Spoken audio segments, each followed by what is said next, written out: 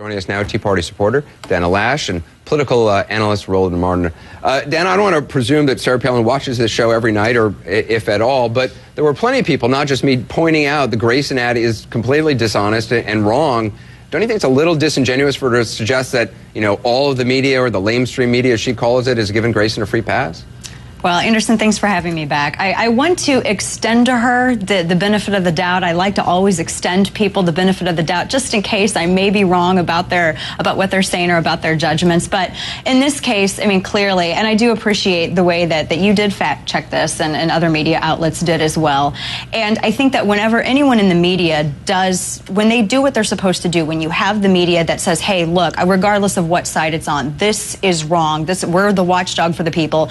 This is what we're going to do. Credit has to be given where credit is due. And I think it would be great to later see a tweet from former Governor Palin to say, hey, that was great. Thank you for fact checking this, because this needs to be done. I think the big thing is that, sadly, in our current culture, it seems to be more the exception rather than the rule, and we need more exceptions. Well, Dana, I understand your point, but why don't you just come out and say it? She was wrong. She made a flat-out mistake. But not only that, when you have people who follow her and they believe everything that she says, they take that as fact. Not only did Anderson's show fact-check a Democrat, they also fact-checked the Republican. So the question is, will Sarah Palin have the audacity to criticize a Republican who also distorted a particular commercial? But let me jump in here, Roland. Let's not make this about, you know, how good a job we did on this show, because frankly, no one really wants to hear about that. But Grayson has now sent out a fundraising letter basically making fun of Sarah Palin for tweeting about his ad. He calls her a,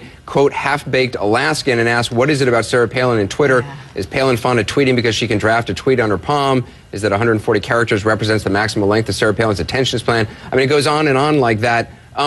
Why should Grayson now be trying to make hay out of this rather than addressing? Frankly, we've tried to get him on this show to defend that ad. He won't come on. Because he's doing what a lot of politicians do on both sides, and that is they want to use anything to their political advantage. But I got to say, the media was all over Chris O'Donnell for ducking from the national media. I don't hear a lot of media folk attacking Grayson for being MIA on this issue. And again, and he should be rightly criticized for it as well. But what you have is you have political hypocrisy on both sides. That's the problem. And they're in the middle of this crazy election. They don't care. If it raises more money for them, they'll keep doing it. Dana, I want to let's move on to talk about Republican Senator Lisa Murkowski running a write-in campaign in Alaska against Joe Miller, obviously the Tea Party candidate who won. A new CNN poll shows the race is a statistical dead heat. She's taken the fight directly to the Tea Party Express in a new ad, basically saying they're trying to buy the Senate seat for Joe Miller. I know you're no fan of hers. Are you worried that this race is tight? Do you buy that it's tight?